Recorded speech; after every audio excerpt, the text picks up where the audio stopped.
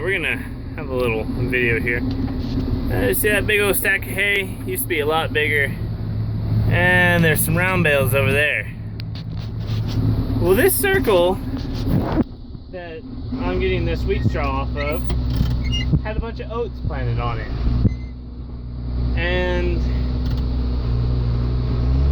the guy, I mean, they did fantastic. They produced a lot of hay. And hay was worth money, you know, decent money when he did it. But the problem is, that hay that is sitting there is 3 years old. And it has had rain and rain and rain on it. And the guy will not, he has priced himself out of the market. And right now there's not much of a hay market. When he planted that hay, there was some market, but not much. And the lesson to take away from this is, you know, if you're gonna grow hay, or you're gonna do something, you have to be competitive with what is going on. You cannot price yourself out of the market. You know, it's not like corn or cattle or something. There's a set price, you know, for the most part. When you're doing hay, hay's a little more, I mean, you can kind of set a price, but not necessarily. Where a lot of guys are back east, I've never seen this, but you guys auction your hay off. I think that's just absolutely crazy. But I guess that way it does sell. We don't do that here in the Southwest. Nobody auctions their hay. It's just you kind of go with, you know, loosely with what hay has been selling for. But this guy runs yearlings. He had cows for a while. I don't know what happened, if he just sold them or what. But the guy priced himself out of the market. Hay was bringing maybe 180 a ton, and he was wanting 220 or more. And you know, it wouldn't sell. And what happened was, and this happens a lot here, we got in a big drought, and hay was worth a lot of money. We were shipping hay out of Canada. I mean, it was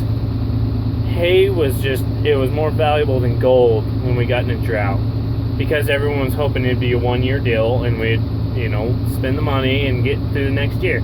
It turned into a 3-4 year deal. It was terrible. So by the time the second or third year rolled around, you know, hay was still worth a lot of money, but nobody had any damn cattle.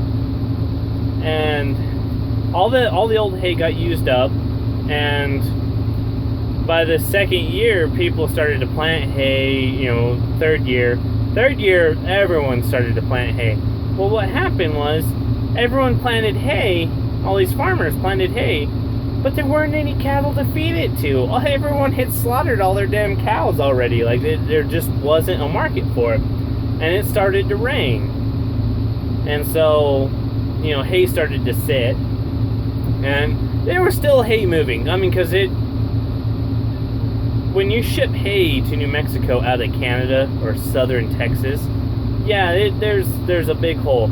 So hay was still moving, but not, you know, and it still had its value. Well, after the drought ended, the year after the drought, you know, really broke, there was about 2 years it took to get back kind of normal. People were still planting hay. And it's like that stack there. The guy priced himself out of the market because, okay, number one, there's a third of the cattle, maybe? There was hardly any cow-calf. I mean, there were no cows here where I am. Just none. They were all gone. There was no cows left. Maybe, you know, you take a ranch that ran 500 cows. If you had 30 cows left, you were doing pretty good, and you were feeding them everything you had. So we all had to buy cows back and shit like that. And sure, we bought hay for the wintertime, but we didn't have any cows, and so when it did rain, we had lots of grass, so we didn't have to buy that much hay to get us through the first couple winters. And these guys, they went and grew this high production hay, and they wanted the drought prices. Well, you're not going to get that because there was a lot of hay all of a sudden on the market and nowhere for it to go. So this guy, and we talked to him the other day. We're like, well, what are you going to do with it all? He's like, well, I don't know. I want to sell it, but I don't want to give it away. Well, you're past giving it the fuck away. I don't know how much it cost you to produce it, but 3 years of interest on hay that's not moving, and then it's rotting. I mean, that stack is 6 bales high. Well, the top 3 bales are rotted. They're grinder hay, if that. They're not good hay anymore. That's just straw at this point. Cows eat it. They'll eat the shit out of it, but it's not good quality hay. So and I understand. I've gotten in spots where I have been outpriced by the market because production cost or hail has taken out sections of my hay, or repair costs are my big ones. They really have been screwing with my bottom line. But at the same time, when I can't buy new equipment right now, I can't afford the payments. It's just, I can't do that. I've got 3 or 4 other places where I'm having to shuttle money to. My hay pays for a lot of other stuff, and so I break even on my hay for the past 3 years, just because I have to use the money to play and other things. But that's okay. I imagine in 3 to 4 years, maybe 3 to 5 years, I'll be to the point where I can buy new equipment, because I'm getting better equipment all the time. It just, it takes more time, it takes money to get it where it needs to be. But I have always given myself an option. My hay doesn't sit. If I can't sell my hay, I feed it to my cows, I feed it to my calves, or I send it to the feedlot and it gets ground up, and it gets fed at a price that's break even for me. That's it goes break even price, and that's the thing about it.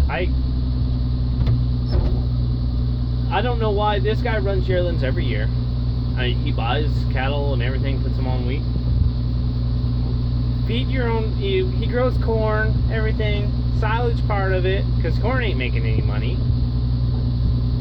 Feed your damn hay. Hell, he showed some interest in it last year, because he was like, what would it be, for you to grind it up and mix it with some silage and feed it? And I was like, well, we just kind of have to sit down, and you're gonna have to figure out how much you want to feed.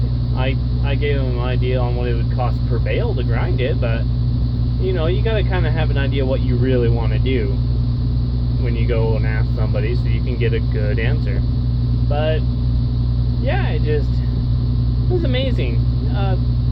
If you're gonna grow hay, it's not always gonna be perfect, this goes to just about anything.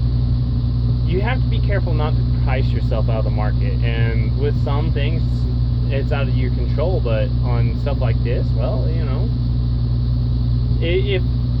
if it's not moving and you're having to pay interest on it, and it's rotting, it's going to become a product that's worthless. Feed it.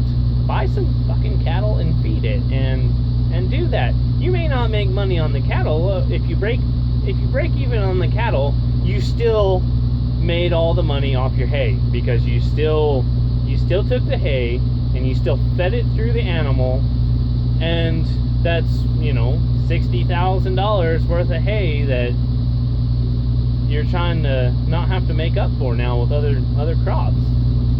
And I see that all over this country. Those farmers will, hay is worth a lot of money, let's all go plant hay. Well, there's not that, now there's a shit ton of hay and it's not worth any money. And you will see it sit for 5-6 years and just rot, and there's some places that, You don't see that now because of the drought took all that hay away, but when growing up as a kid, man, you'd see stacks of hay that just sit there forever. They did the same thing with wheat straw. All the dairies came in and they were buying wheat straw, and so everyone baled up their wheat straw, and you know, you would see, I don't know, 50, 60 stacks of 1,000 bales a piece at least on the way, you know, down the road, and most of them are still sitting there because the guys, they overpriced their wheat straw, and then it sat there, and you know, and that's what happens. So yeah, it's just interesting little deal. I saw it and thought I'd just talk about it. I'm gonna make a video though of loading hay without me just rambling, and I'll put my phone outside and probably speed it up, and that way you can see it from the outside of the tractor, and you know, we'll go from there. So thanks for watching.